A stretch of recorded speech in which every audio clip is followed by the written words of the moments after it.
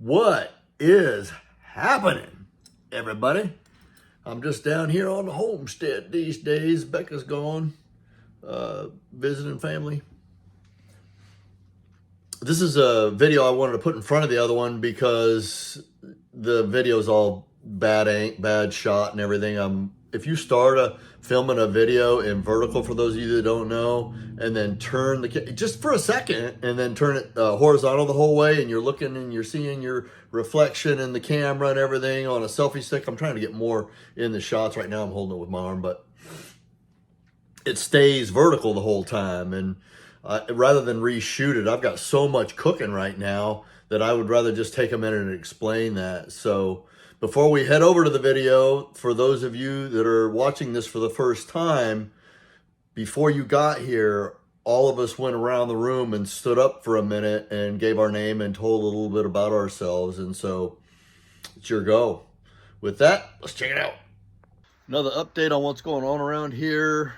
I ordered the submersible pump. It came in. I might have said that before because it's been here for a while. I got the pipe out, and the way that I got the pipe out, it was 86 feet long. I went down to a consignment tool shop and bought a 100-foot tape measure for $6. So here's you can see all the iron that's on it. Here's the hose. It's just a plastic hose. I'm not sure what the composition of it is. And here is my pump. I've been doing a lousy job of getting things in the shot lately, so I'm going to try to improve on that. So there's the pump. There's a 110 cord that comes with it, that blue line. The pump was about 140 bucks, and hell, the line that I've got to splice into it so it's got power all the way up at the top was $150. And I looked on Amazon to see if they had it cheaper than Home Depot, and they didn't. So I bought that. You know, I'm just thinking a little deeper, but in the scheme of things, I'm so far ahead by doing this myself. I put the check valve on the top of the pump. Here. I bought it comes with a check valve, but it leaks, so the pump stays primed. So I put an adapter here, which is 1 1/4 inch threads to another update on what's going on around here.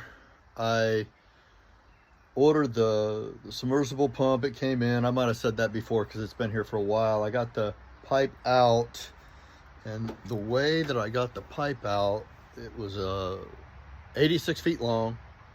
I went down to a consignment tool shop and bought a 100-foot tape measure for $6. If you've got a consignment tool place nearby, you know, do a walkthrough, grab their card, and get an idea of what they have. I got a dust broom for the upstairs for 50 cents, and it's, you know, one of those ones that's 3 feet wide.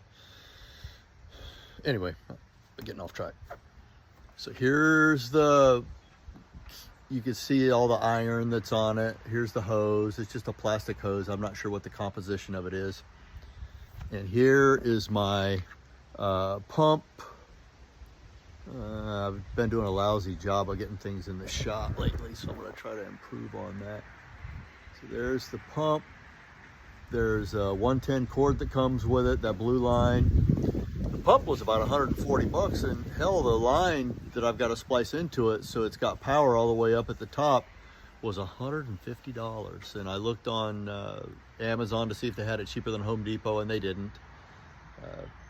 So I bought that. You know, I'm just thinking a little deeper, but in the scheme of things, I'm so far ahead by doing this myself. I put the check valve on the top of the pump. Here. I bought it comes with a check valve, but it leaks, so the pump stays primed.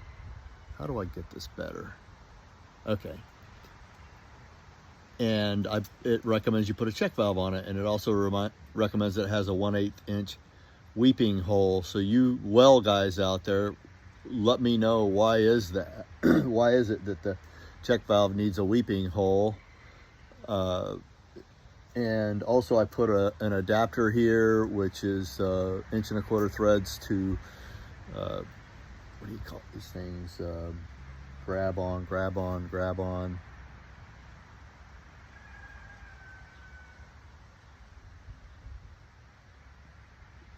Looks like a nipple.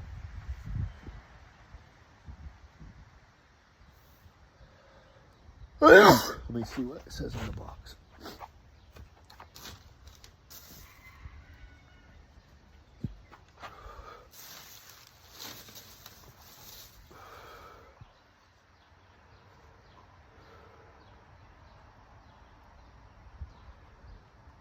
Barbed. That's it. All right. So I put this adapter on, which is an 1¼ brass threads to 1¼ barbed, and I'm going to slide that on the pipe. And if it doesn't want to go on easily, I'm going to go ahead and put a little Vaseline on the barbs here. It's kind of benign in the water if it gets into your drinking water, and it acts as a pretty good lubricant all the way around if you're doing plumbing. And here's how I got it out. I took a hand truck that I bought for probably $25 or something. I got a bunch of stuff at the same time, so it's hard to say, but hand truck. I've got it secured with a boat anchor that I hammered into the ground and put a couple of little stakes in.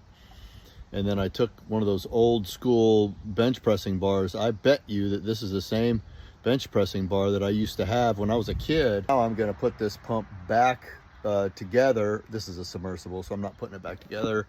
It had a push pump. Talked about that.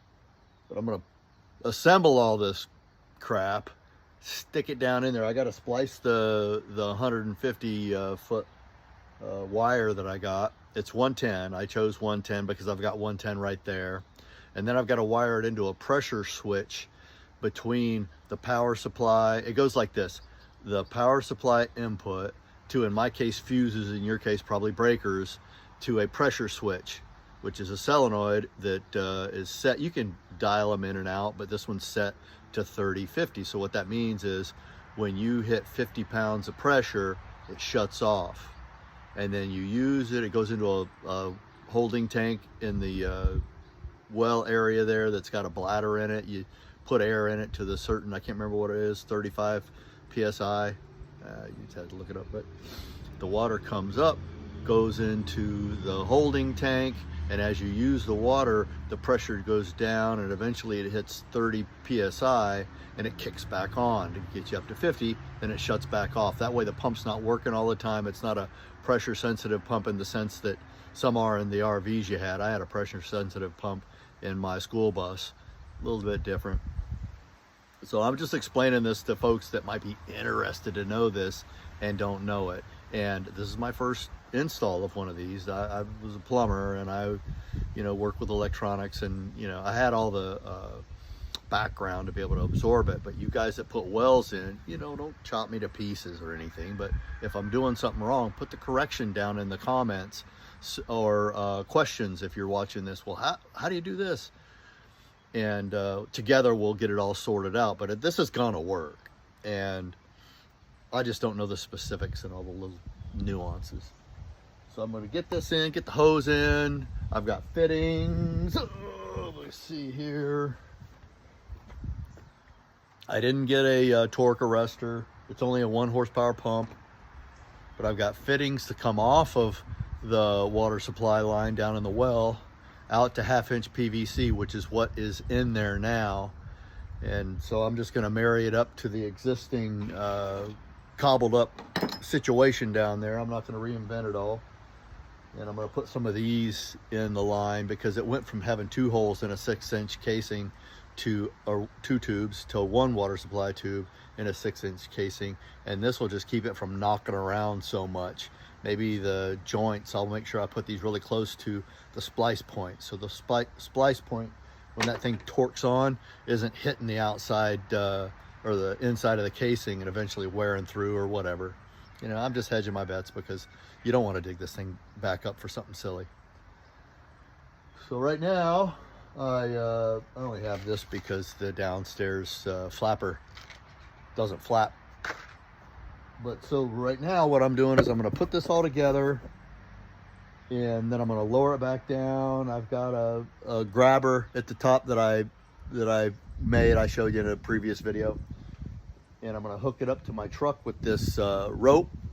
And then I'm just gonna back it in easy, back it in easy. And when I get almost to the top, then I'm gonna devise a way to hold that pipe so it's sticking out, because it's gonna wanna fall down. And so I haven't thought of how I'm gonna do that yet, but in the scheme of things, that's something minor to engineer. And when it's all together, I'm gonna be able to wash my clothes. I'm gonna be able to shave and shower. I haven't forgotten my roots. I still have water. I went and filled the water jugs up at the gas station up the road. If you're bashful about that, I walked in and I said, hey, I just live up the road here and my well is out and I don't have access to any water. Would you mind if I fill a couple of jugs at your spigot?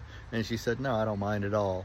And so that's how I filled up. I got 5 of them. I probably have 35 gallons of water that I'm sitting on that I'm going to be able to wash and bathe and everything. But I also need it before I drop the pump down to test the pump itself. And so I'm going to fill a bucket, probably a 5-gallon bucket full of water, and then turn it on and watch it do its thing before I go all the way to the trouble of getting it installed and find out there's some simple little glitch that I should have sussed out before it dropped. So, and then I get on the mower.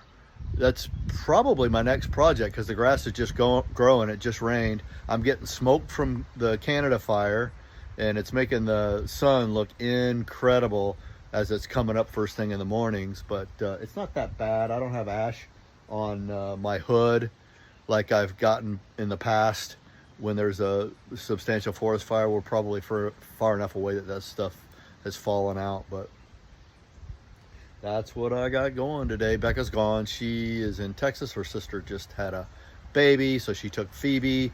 And this is the first time that I've truly been alone in years. 14 years I had Savannah, and it's circling back around to, I didn't realize when those guys left. I keep looking around the house, waiting to hear something, waiting to hear tapping of paws on the hard wood, and they're not there. She's not around, and so it's really interesting around here to have it so quiet. And anyway, that's what's cooking. Hope you guys are doing well. See you on the next upload.